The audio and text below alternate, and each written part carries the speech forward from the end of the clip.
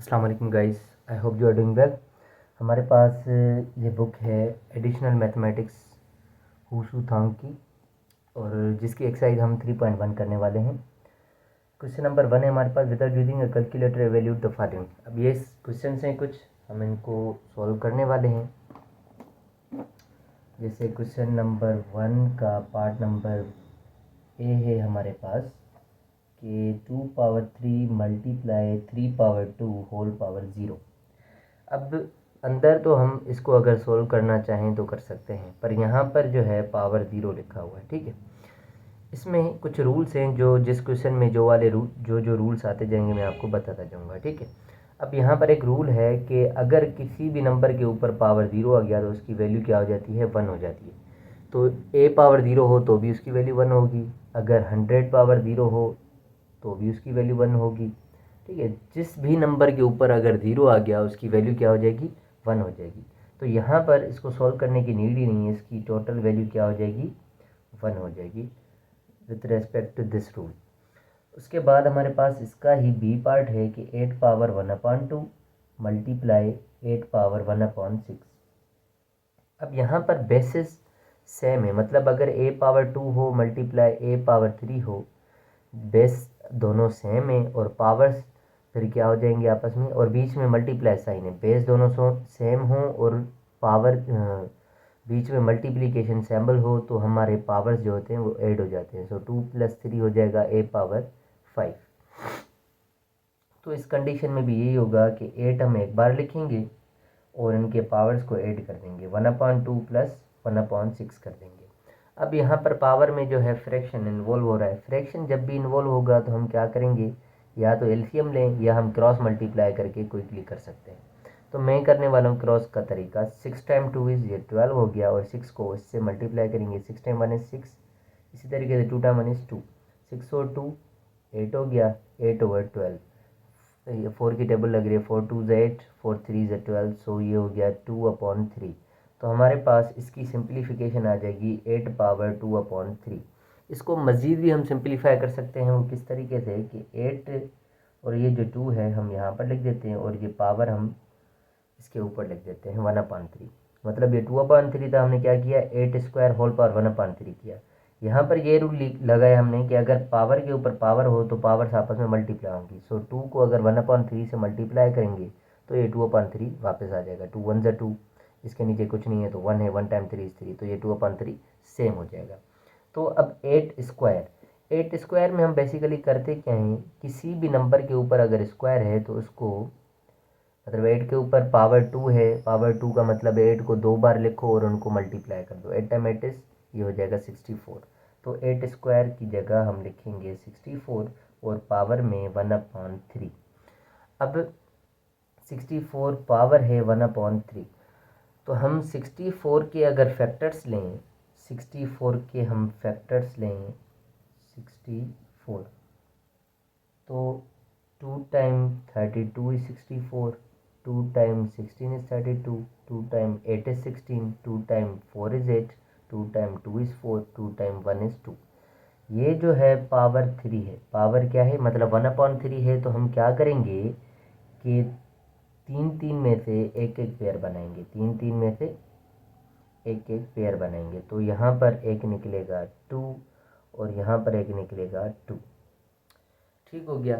या हम दूसरे तरीके से क्या कर सकते हैं कि इसको 2 पेयर ले लें।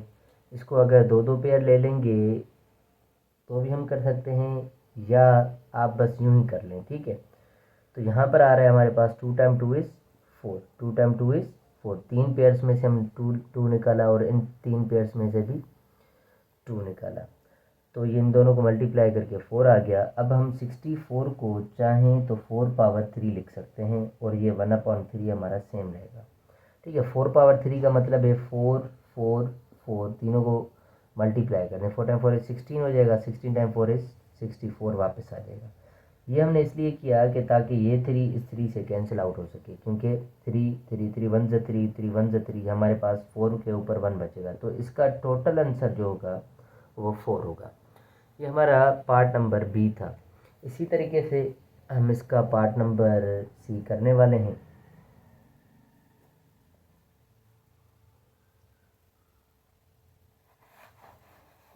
ओके, पार्ट नंबर सी है हमारे पास 2 radical 3 whole power 4। 2 radical 3 whole power 4। Whole power 4 का मतलब है कि ये नंबर 4 बार लिखा जाएगा और उसको मल्टीप्लाई किया जाएगा। ठीक हो गया। तो हम क्या करेंगे, यहाँ पर एक तो नंबर हैं और दूसरे अंडर रूट्स हैं। ठीक है, तो हम क्या करते हैं, नंबरों से मल्टीप्लाई कर लेते हैं। 2 time 2 is 4, 4 time 2 is 8, 8 time 2 is 16, ये हो गया 16। ऐसे ही अंडर रूट में सारे नंबर आपस में मल्टीप्लाई कर लेते हैं। Under root 3 into under root 3 9, फिर 9 को अंडर रूट 3 से अंडर रूट 27, अंडर रूट 27 को 3 से, तो ये अंडर रूट 81 आ जाएगा। Under root 81। और 81 के अगर हम फैक्टर्स निकालेंगे तो आता है 9। 81 के अगर हम फैक्टर्स निकालेंगे तो आता है 9। कैसे? 81 पर कौन सी टेबल लगेगी? 3 की। 3 time 27 is 81, 3 time 9 is 27, 3 time 3 is 9, 3 time 1 is 3। अब अंडर रूट जब भी आएगा तो हम क्या करेंगे, दो दो पेयर्स में से एक एक नंबर हम बाहर निकालेंगे। तो ये 2 3 में से एक 3 निकाला और 2 3 में से एक 3 निकाला। 3 टाइम 3 ये हो गया 9। तो इस तरीके से हमारा ये 9 आ जाता है। बेसिकली अंडर रूट का मतलब होता है पावर में 1/2, पावर में 1/2। तो हम ये कर क्या रहे हैं, अगर 81 है यहाँ, इट मीन्स यहाँ पर मैंने क्या निकाला है 9, तो मैं लिखूँगा 9 स्क्वायर, क्योंकि 9 को 9 से जब मैं मल्टीप्लाई करूँगा तो 81 आएगा। तो 9 स्क्वायर लिखा, ये स्क्वायर इस 2 से कैंसिल हो जाता है, तो यहाँ पर 9 बचता है। तो इसी तरीके से 16 टाइम 9 इस हमारा आ जाएगा 144। पार्ट नंबर डी पर चलते हैं। डी में भी हमारे कुछ इसी टाइप के ही प्रॉब्लम्स हैं। तकरीबन ये सारी एक्सरसाइज फैक्टर्स वगैरह पर है। ठीक है, और कुछ रूल्स हैं जो पावर रूल है। 9 पावर 1/3 है, मल्टीप्लाई 3 पावर 1/3 है, और नीचे आएगा 6।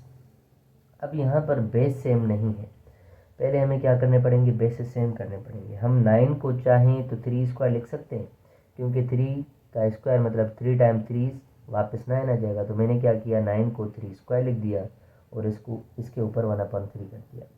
इसी तरीके से ये 3 पावर 1/3 सेम है और नीचे ये 6।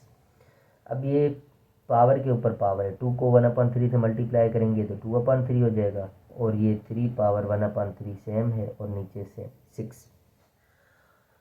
यहाँ पर क्या हो रहा है कि यहाँ पर बेसिस सेम है। जब बेसिस सेम हो तो ये वाला रूल लगता है। बेसिस सेम है, बीच में मल्टीप्लिकेशन सिंबल है, तो पावर्स हमारे ऐड होते हैं। 2 + 3 हमने 5 कर दिया था, तो इसी तरीके से 3 में एक बार लिखूंगा ये बेस, और ये पावर में क्या कर दूंगा, ऐड कर दूंगा। 2/3 + 1/3। तो फ्रैक्शन आ जाए तो अब क्या करते हैं, साइड में सोल्व कर लें। ये फ्रैक्शन थोड़ा सा डिफरेंट है, ये लाइक फ्रैक्शन कहलाता है, क्योंकि यहाँ भी 3 है, यहाँ भी 3 है। मतलब डिनोमिनेटर अगर सेम हो तो हम क्या करते हैं, वो एक बार लिखते हैं और ऊपर वाले आपस में प्लस या माइनस कर देते हैं। यहाँ पर माइनस की सैम्बल होती है तो माइनस करते हैं, यहाँ पर प्लस की सैम्बल है तो प्लस करेंगे। 2 + 1 ये 3 हो गया, 3 1 ज़ा 3, 3 1 ज़ा 3, सो ये सब कुछ कैंसिल आउट होके 1 बचेगा। तो ये 3 के ऊपर जस्ट क्या आ जाएगा, पावर 1 और नीचे 6। सो 3 टाइम 1 इज़ 3, 3 टाइम 2 इज़ 6। तो टोटल आंसर हमारे पास आ रहा है 1/2। इसी तरीके से हम चलते हैं पार्ट नंबर ई की तरफ। ये हमारा पार्ट नंबर था डी। तो पार्ट नंबर ई की तरफ चलते हैं।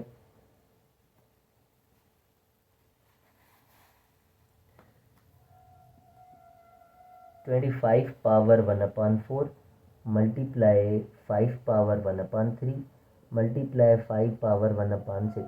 अब ये बेसिस तो सेम है, पर ये बेस जो है वो डिफरेंट है। तो आप क्या करें, 25 को क्या हम 5 पावर 2 लिख सकते हैं?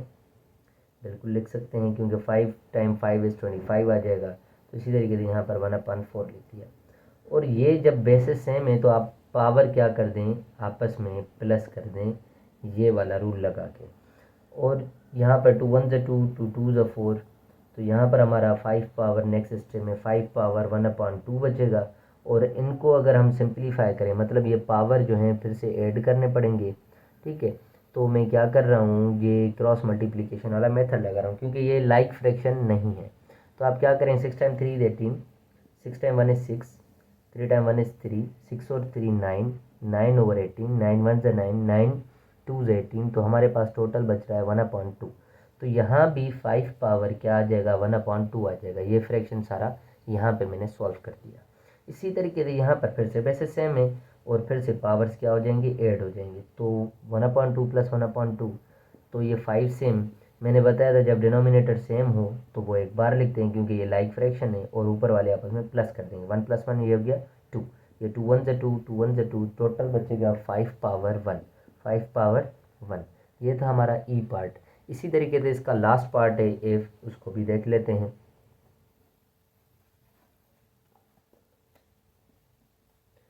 तो 3 power 1/3 multiply 3 power 0 multiply 9 power 1/3 upon में है 27 पावर में 2/3। ठीक हो गया। अब फिलहाल के लिए ये 3 पावर 1/3 से मल्टीप्लाई 3 पावर 0 किसके बराबर है 1 के बराबर। यहाँ पर मैंने अभी अभी बताया कि किसी भी नंबर के ऊपर पावर 0 आ गया तो उसकी वैल्यू 1 हो जाएगी, तो इसकी जगह हम लिखेंगे 1। और 9 जो है वो ये 3 है, यहाँ पर 9 है, तो हम क्या कर रहे हैं इसको 3 लिख के 3 स्क्वायर कर देते हैं क्योंकि 3 × 3 = 9 हो जाएगा वापस, और ये 1/3।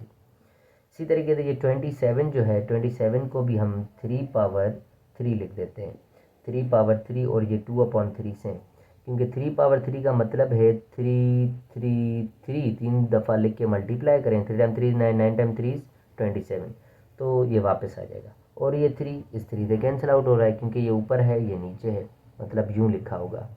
ठीक है, क्योंकि पावर के ऊपर पावर हो तो पावर मल्टीप्लाई होंगे, तो यहाँ पर कुछ नहीं है 1 है, तो ये 3 सामने सामने से कट रहा है, तो यहाँ पर 2 बचेगा जस्ट। इसी तरीके से हम क्या करने वाले हैं कि ये 3 1/3 जो है अगर 1 से मल्टीप्लाई करेंगे तो वापस हमारा क्या हो जाएगा, ये 3 ही हो जाएगा। 3 पावर 1/3 मल्टीप्लाई यहाँ पर हो जाएगा 3, 2 × 1 = 2/3, और यहाँ पर बचा हमारा 3 का स्क्वायर। 3 का स्क्वायर किसके बराबर होता है 9 के। यहाँ पर बेसिस सेम है तो पावर्स हमारे फिर से ऐड हो जाएंगे। पावर्स मतलब डिनोमिनेटर बेस हमारा एक दफ़ा लिखा जाएगा। ठीक है, पावर्स हमारे ऐड होंगे, और यहाँ पर जो है 1/3 है और 2/3 है, ये 1/3 प्लस 2/3, और यहाँ पर 9 हमारा सेम है। तो यहाँ पर हम देख रहे हैं कि डिनोमिनेटर सेम है। डिनोमिनेटर जब सेम हो तो क्या करते हैं, एक बार लिखते हैं डिनोमिनेटर और न्यूमरेटर को प्लस कर देते हैं। 1 + 2 ये हो जाएगा 3, ये 3 इस 3 से कैंसिल, और ये 9 हमारा सेम। तो यहाँ पर बचा है 3/9, सो 3 1 = 3, 3 2 = 3 3 = 9, तो टोटल आंसर आ रहा है हमारा 1/3। ये क्वेश्चन नंबर 1 था एक्सरसाइज 3.1 का। ये एक्सरसाइज हमारी चल रही थी 3.1 एडिशनल मैथमेटिक्स बुक हू सू थांग। तो इसी तरीके से नेक्स्ट वीडियो में क्वेश्चन नंबर 2 करते हैं, 1 बाय 1 हम क्वेश्चन इंशाल्लाह देख लेंगे। So thank you so much for watching my videos. अल्लाह हाफिज़।